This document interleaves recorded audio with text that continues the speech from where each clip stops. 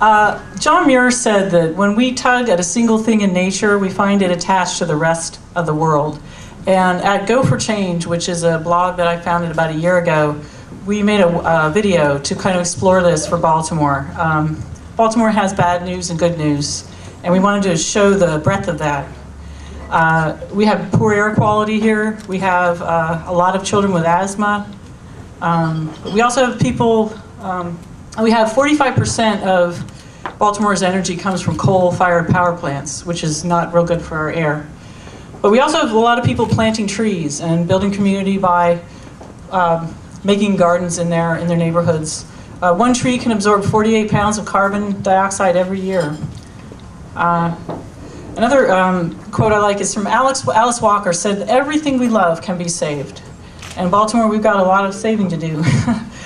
We have 42,000 vacant houses, but we also have a lot of programs to reclaim those and rebuild neighborhoods. The city, you may or may not know, is spending $900 million, almost $1 billion by 2016 to clean up, to do system renovations, to keep our streams clean and to prevent sewage overflow into them. Baltimore is served, there are 4 great streams that run through this city. And get to know what watershed you live in. It's either Gwynns Falls, Herring Run, Middle Branch, or the Jones Falls. We're in the Jones Falls watershed here tonight. To live within the Earth's climate, we all have to, we can only emit 2 tons of carbon dioxide a year, and currently we emit 22 tons. So how are we going to live within that? Well, one thing is to become more aware of how we use energy, and to understand, for instance, that up to 50% of the energy we use is just wasted through inefficiency. But we can renovate buildings to a high standard of efficiency. We can put solar energy on them. We can save up to 70% of our energy bills with currently available technologies. Baltimore collects trash from 233,000 households, which is 750 tons of trash every day. It's been suggested, though, that we might want to rename the Bureau of Solid Waste to the Bureau of Resource Recovery, because 90% of what's thrown away could be reused or recycled. There's a local business called CDM E-Cycling. They're over by Russell Street. And they, in 2007, they recycled 9.5 million pounds of electronic waste.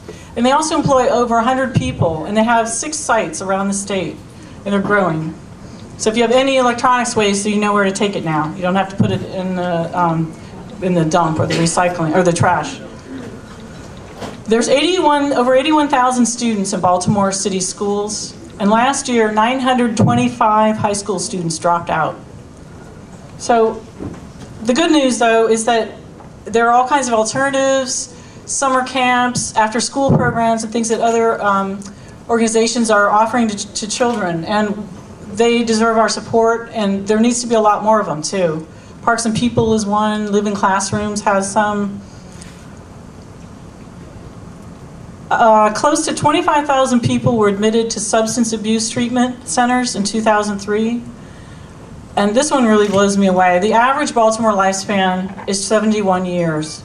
In Roland Park, 83 years, and in Holland's Market, 63 years. So within our city, health is a really big issue. Fortunately, though, there are all kinds of community gardens that are cropping up and ways to expand social and nutritional health for children and for adults. We face a series of great opportunities disguised as insoluble problems. In 2006, homicide was the 5th leading cause of death among Baltimore City residents and the leading cause among ages 15 to 34. Over 50% of African American men between the ages of 20 and 30 are either in jail or on probation, 50%. Baltimore's socially conscious businesses are providing a fresh start for ex-offenders and those in recovery. The city has lost a lot of jobs.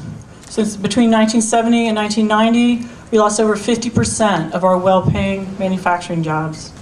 And unemployment is very high in Baltimore. It's over close to 8% now.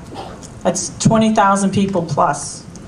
But over the next 30 years, clean energy technologies will generate about 40 million new green jobs in this country. And Baltimore's share, if we have vision and great planning, will be 60,000 people at least. So I just want to close by saying that this is about yesterday's news and today's and tomorrow's vision. Yesterday's news is crime, grime, addiction, unemployment, vacant houses, and today's emerging vision that you see all around is clean air, water, transportation alternatives, gardening, organic farms, green businesses, and community. And just in closing, because I see I'm out of time, what can you do? We have a video that's a little bit more detailed that's on the website, Go for Change. There's a flyer in the back. It's the change menu. You can just look on that and see what kinds of things that interest you to plug in and be the change in Baltimore. Thank you. Yeah.